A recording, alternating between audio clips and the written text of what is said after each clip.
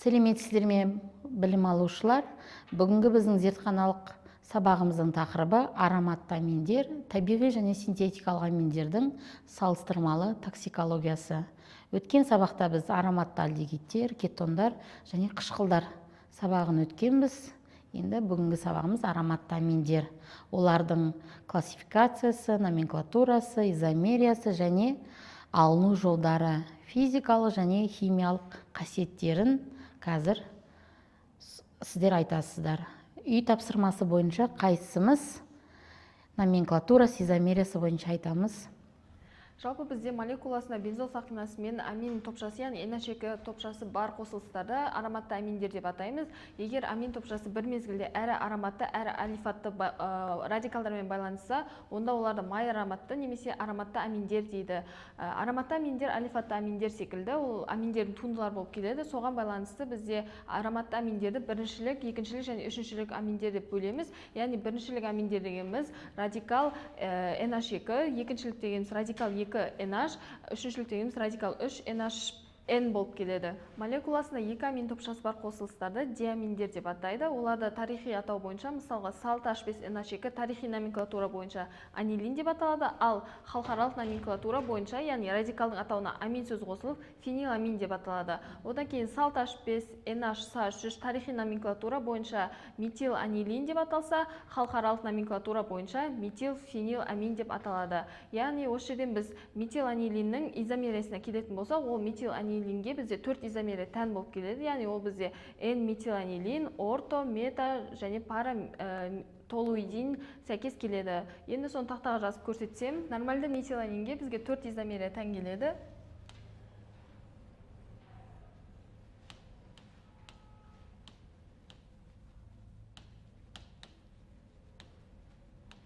Нормаль метиланилин.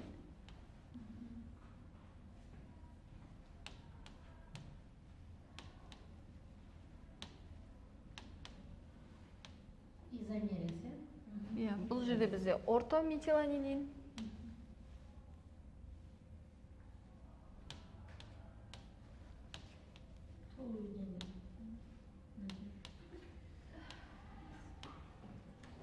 Бұл жерде метатолуидин.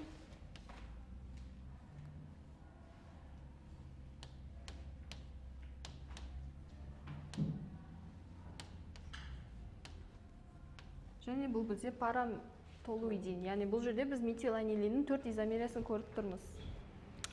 Келесі ароматты аминдердің алыну жолдарын қайсымыз айтамыз? Жақсы. Біріншілік аминдердің алынуына тоқталатын болсақ, бізде біріншілік аминдердің ең қарапайым өкілі анилинді біз нитрозобензолды тотықсыздандыру арқылы аламыз. Бұны Зинин реакциясы деп атайды.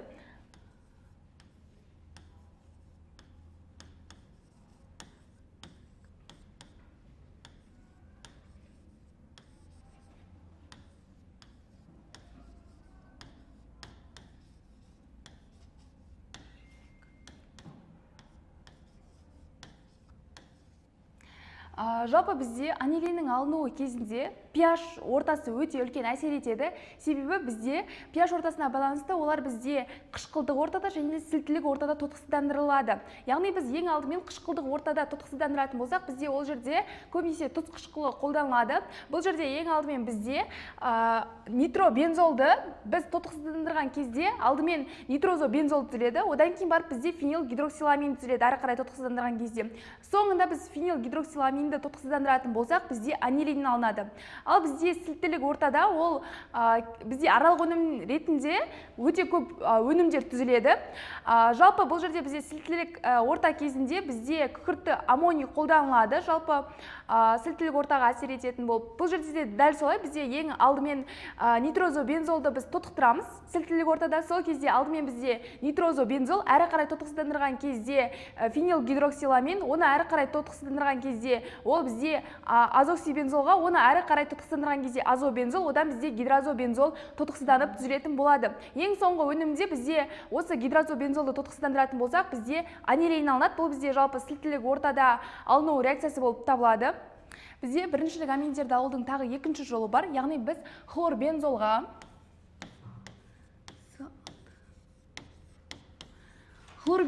аммиакпен токпен әрекеттестіру арқылы алуымызға болады анилинді. Яғни нәтижесінде бізде анилин түзіледі С6H5NH2 және де бізде аммоний хлориді түзіледі. Реакцияны теңестіреміз. Жалпы мұнда қарайтын болсаңыздар, бізде хлордың қозғалғыштығы өте төмен болғандықтан бізге катализатордың әсері және де қысымның әсері керек болады. Бізде катализатор ретінде мыс және де оның қосылыстары қолданылады. Жалпы бізде екіншілік аминдер формуласы радикал 2 NH болып саналады. Олардың алыну жолына келетін болсақ, біріншілік аминдердің спирттерін олардың тұздарымен қосып қыздыру арқылы бізде таза екіншілік ароматты аминдерді алуға болады. Бұл жерде бізде бірінші анилинге анилин гидрохлоридін қосу арқылы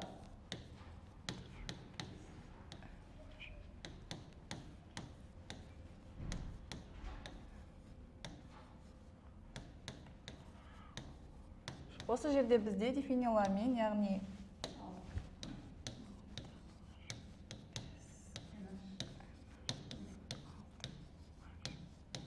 және NH4 хлор түзіледі. Бұл жерде бізде екіншілік ароматты амин, яғни дифениламин түзілетін болады. Келесі алыну жолы бізде біріншілік ароматты аминдердің спирттерін, яғни немесе галоген туындыларын алып келдеу арқылы екіншілік май ароматты алкилдер алынатын болады.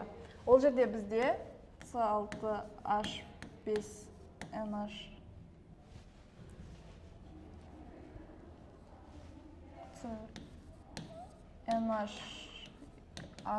хлор метанол қосу арқылы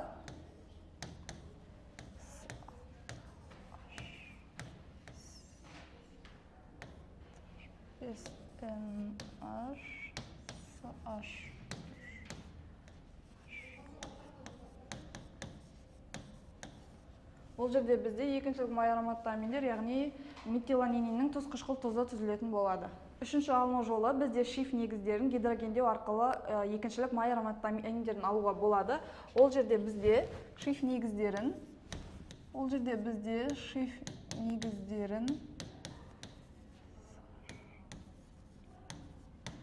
сутек қосу арқылы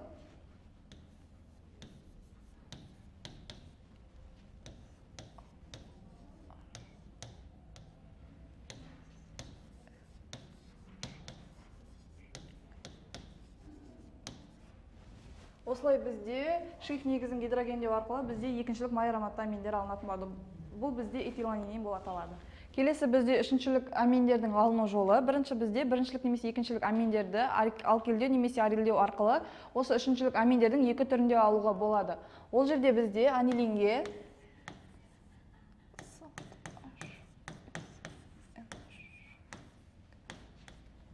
метанол қосу арқылы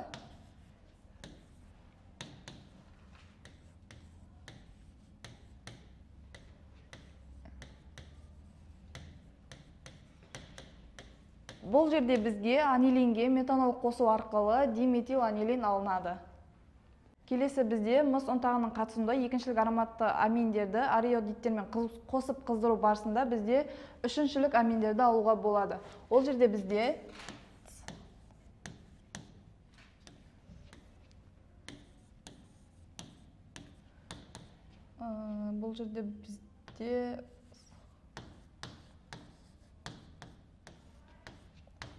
купрум, яғни мыс ұнтағының қасында жүретін болғандықтан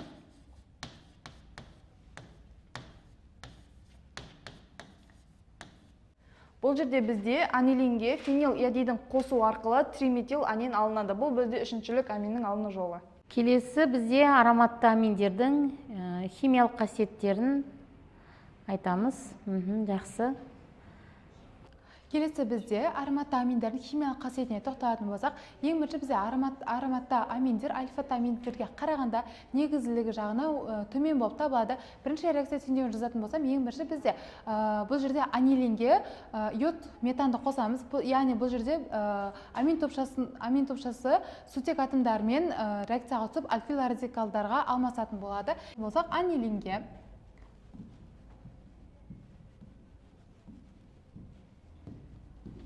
бұл бізде метан бізде түсіледі. Ол кезде С6H5NH3 H иод. Яғни бұл жерде бұл бізде иод сутек метил анилин деп аталады. Келесі бізде ароматта аминдер ацилдеуші заттардың әрекетінен ацил қалдықтарда алмасатын болады. Реакция теңдеуіне тоқталатын болсам, анилинге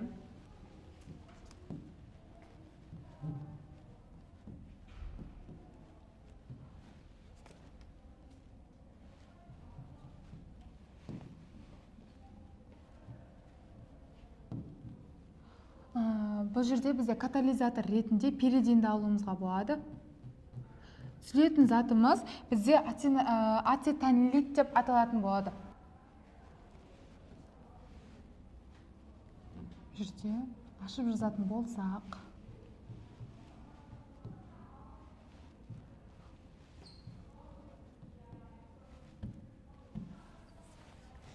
бізде бұл заттың атауы ацетанилит деп аталады. Яғни бізде ацетанилит катализатор ретінде біз пиридинді алдық қой. Демек, бұл жерде бұл бізде 80% шығыммен зататын аралық зат ретінде қарастыруымызға болады.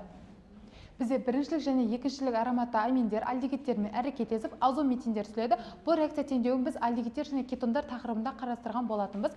Келесі бізде ароматты аминдеріміз бізде алифатты аминдерге қарағанда жеңіл тотығатын болады. Сол себепті ол кезде қара анилин түзіледі. Яғни бұл жерде біз қандай қоспаны қосамыз? Хром қоспасын қосатын боламыз. Сол кезде бізде хинондар түзіледі. Келесі бізде ароматты аминдеріміз бромдану реакциясына қатысады, яғни олар бізде броммен немесе хлормен әрекеттесуін жатқызсақ болады. Сол кезде бізде бром 3 жерге баратын болады. Оның реакция теңдеуін жазып көрсететін болсам.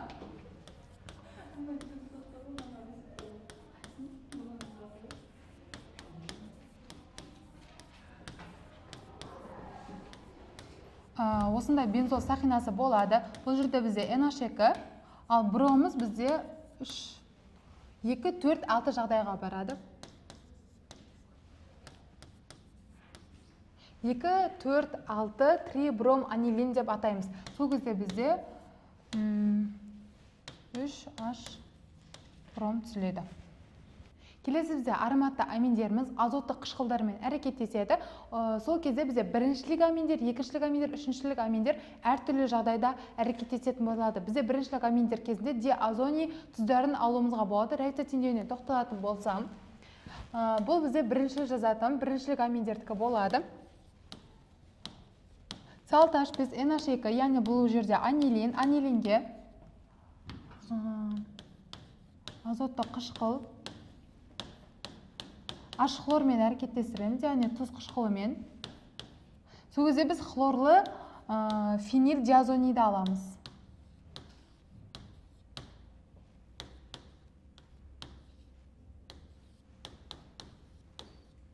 Бұл бізде ион болып табылады. Сонымен қатар бұл кезде бізде су түзіледі. Дәл осылай екіншілік аминдерді азоттық қышқылдармен әрекеттестірсек, нитроза аминдер түзілетін болады. Реакция теңдеуіне тоқталсам, анилинге азоттық қышқылды қосамыз.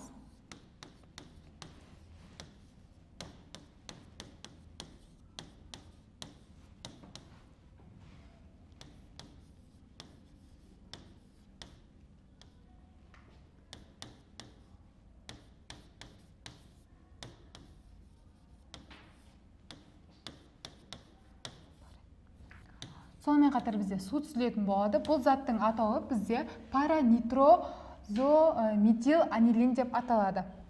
Бізде дәл осылай үшіншілік аминдерімізде әрекеттеседі, ол кезде паранитро қосылыстар түзілетін болады.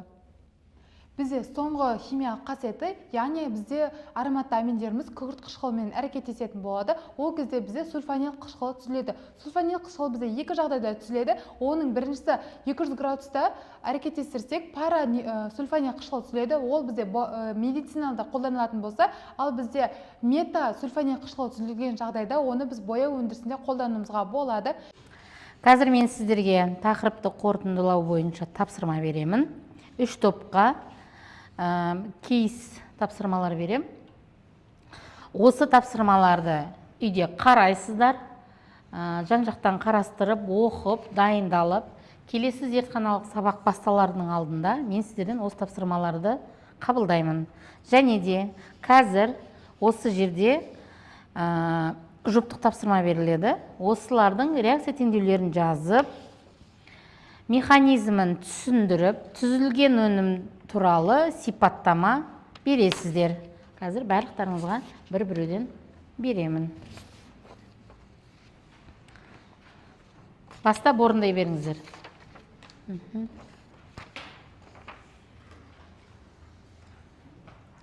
Мына кейстік тапсырмалар бойынша түсіндіріп өтейін. Клиникалық токсикология және нейрохимия. Кейс жағдайы студенттік зертханада анилинмен жұмыс істеп жатқан студент қауіпсіздік ережесін бұзып, затты терісіне тигізіп алады. Біраз уақыттан кейін оның ерні көгеріп, цианоз дейді екен, басы айналып, жүрегі айни бастайды. Сонымен қатар ол өзін тым мазасыз сезінетінін айтады. Енді бұл жерде сіздерге тапсырма, 3 тапсырма болады. Бірінші, механизмді талдайсыздар.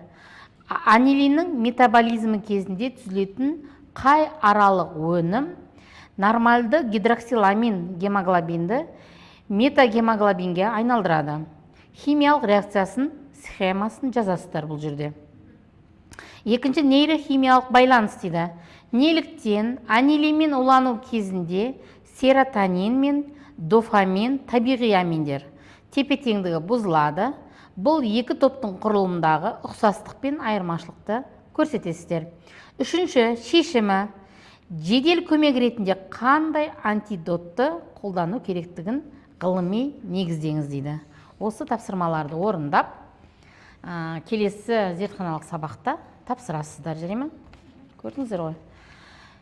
Енді зертханалық жұмысымызды бастайық. Ароматты аминдер бойынша. Бізде үшінші тәжірибе бұл формалиннің альдегидпен конденсациясы. Ең бірінші сынауымызға бір тамшы анилинді қосамыз.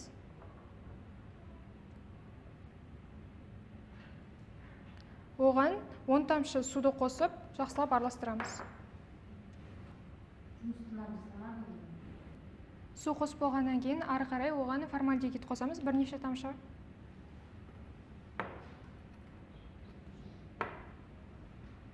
Нәтижесінде бізде полимер пайда болады.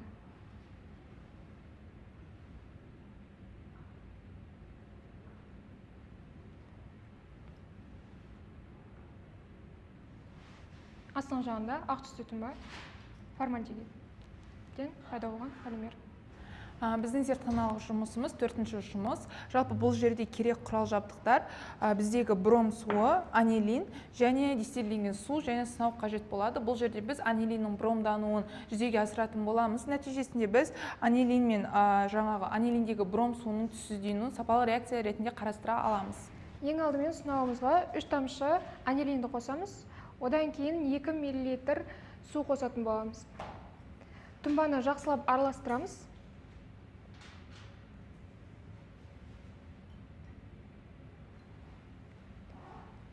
Тұнбаны жақсылап араластырып болғаннан кейін оған тамшылатып отырып бромды қосатын боламыз. Сол кезде бізде ақ түсті тұнба пайда болады және де ерітіндіміз түссізденеді.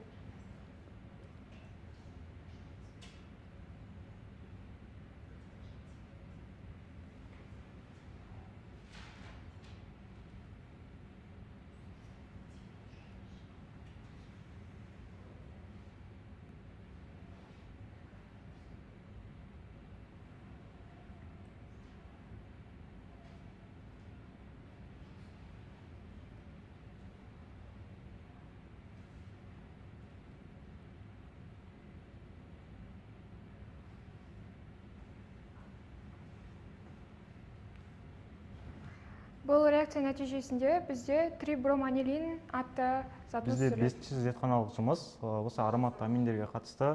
Бізде 5-ші жұмыста анилиннің тотығуы. Анилин тотығуы кезінде бізде құрал жабдықтар сынауық, дистилленген су және де хромат қоспасы және де бізде анилин қажет болады.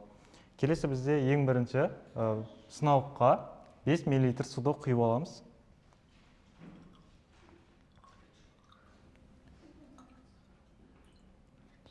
Сынауыққа 5 мл суды құйып алғаннан кейін оның үстіне 1 мл анилин құйып аламыз.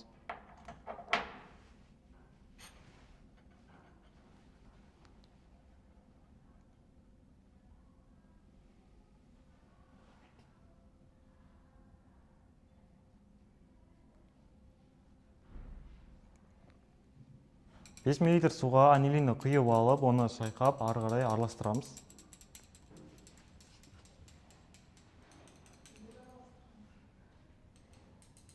Келесі, бізде хромат қоспасы дайын емес, сондықтан да біз осы зертхананың басында осы жерде дайындайтын боламыз. Ең алдымен калий дихроматын таразыға 2 грамм етіп өлшеп алып, 5 мл судың үстіне құятын боламыз. Саламыз.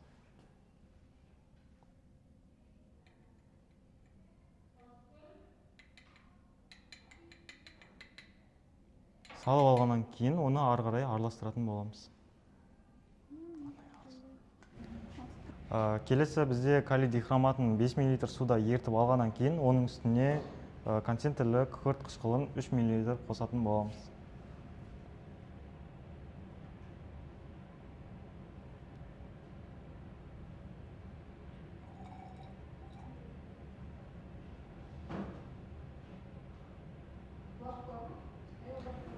Осыны араластырып, ары қарай жақсылап ертетін боламыз.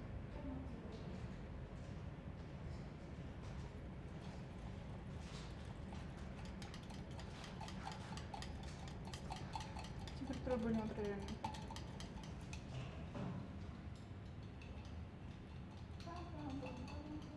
Бізде осы зертхананы жасап жатқан кезде хром қоспасын ескеретін нәрсе бұл суға қышқылды қосатын боламыз.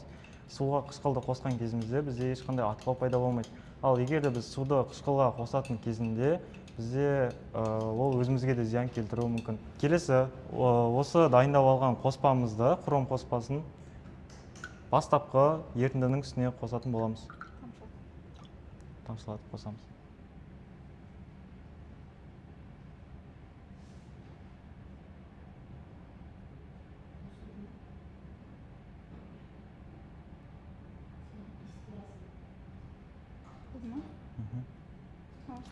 Өздеріңіз көріп тұрғандай, бізде қара түсті тұнба пайда болды. Яғни бұл қара немесе қызыл қоңыр түсті тұнба бұл анилиннің тотығуын көрсетеді. Ароматты аминдер бойынша зертханалық жұмысымыз аяқталды. Енді үй тапсырмасын орындап келесіздер. Қош, сау болыңыздар.